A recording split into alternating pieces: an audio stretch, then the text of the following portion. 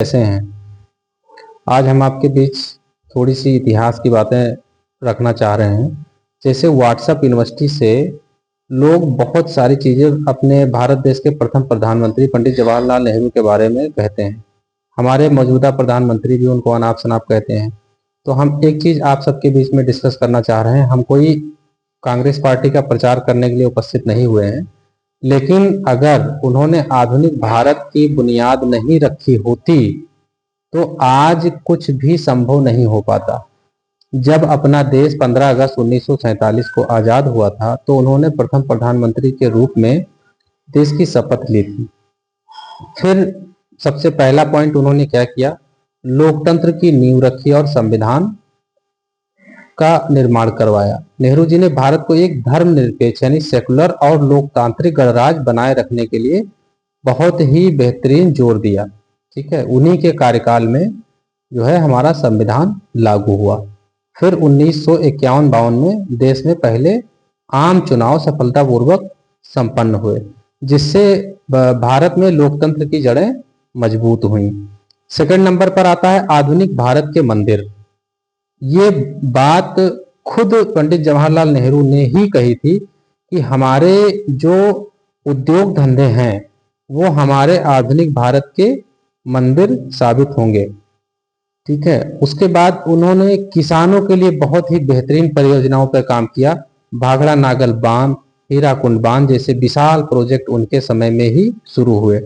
जैसे इस भारी उद्योग में जैसे स्टील प्लांट जैसे भिलाई का है, राउरकेला का है, भारी इंजीनियरिंग और उद्योगों की स्थापना की गई।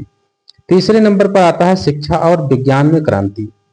नेहरू जी ने भविष्य की जरूरतों को समझते हुए उच्च शिक्षण संस्थानों का जाल बिछाया, जिसमें भारतीय प्रौद्योगिकी संस्थान यानी IITs, तकनीकी शिक्षा के लिए खड़गपुर में पहला IIT खुला। सेकंड पर आता है एम्स, फिर आता है IIMs, स्वास्थ्य और प्रबंधन की शिक्षा की नींव रखी उन्होंने ही। इसरो की भी नींव जो है प्रथम प्रधानमंत्री पंडित जवाहरलाल नेहरू ने ही की। वैज्ञानिक विक्रम भाई सारा के साथ मिलकर इसरो की स्थापना की। अंतरिक्ष अनुसंधान की शुरुआत उन्होंने की। परमाणु ऊर्जा, होमी जहांगीर भाभा साइंटिस्ट हमारे थे, उनके साथ मिलकर परमाणु ऊर्जा आयोग का गठन किया। ठीक है, अब हम आते हैं आर्थिक नियोजन यानी पंचवर्षीय योजनाओं के बारे में। भारत की अर्थव्यवस्था को व्यवस्थित करने के लिए उन्होंने योजना आयोग यानी प्लानिंग कमीशन का गठन किया, पंचवर्षीय योजनाओं की शुरुआत की। इसका मुख्य उद्देश्य क्या था, कृषि और उद्योग दोनों में आत्मनिर्भरता प्राप्त करना। पांचवें नंबर पर आती है विदेश नीति। जो हमारी विदेश नीति क्या थी, गुट निरपेक्ष आंदोलन। ठीक है, शीत युद्ध हुआ था कोल्ड वार के दौरान, जब दुनिया अमेरिका और सोवियत संघ के दो गुटों में बटी हुई थी, तब नेहरू जी ने गुट निरपेक्षता की नीति अपनाई। उन्होंने पंचशील के सिद्धांतों को बढ़ावा दिया और भारत किसी भी गुट का हिस्सा ना बने, अपनी स्वतंत्र पहचान बनाए रखे, इस पर उन्होंने जोर दिया। तीसरा आता है सामाजिक सुधार और हिंदू कोड बिल।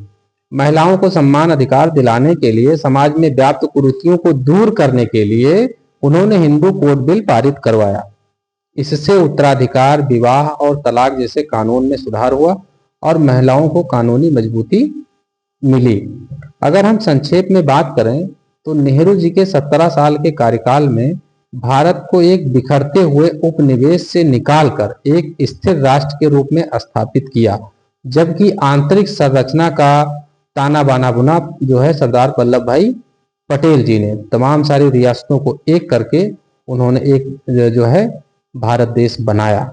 आज हम पंडित नेहरू जी को कुछ भी कह लें, व्हाट्सएप यूनिवर्सिटी में तमाम सारी बातें आती हैं, जाती हैं और चली जाती हैं। इसलिए अपने देश के प्यारे देशवासियों एवं पढ़ रहे छात्रों से अनुरोध करता हूं कि व्हाट्सएप पे दी गई जानकारी के से प्रेरित होकर के नेहरू जी के बारे में कुछ अनाप शनाप ना कहें। उन्होंने ही आधुनिक भारत की नींव रखी, फिर आने वाले प्रधानमंत्रियों ने उस पर काम किया, तो हमारा देश आज यहाँ पर है। आज अगर भ्रष्टाचार हमारे देश से खत्म हो जाए तो हमारा देश विकसित भारत बन सकता है, ना कि प्रधानमंत्री मोदी जी के सपना दिखाने से 1947 तक ये विकसित बनेगा। जय हिंद, जय भारत।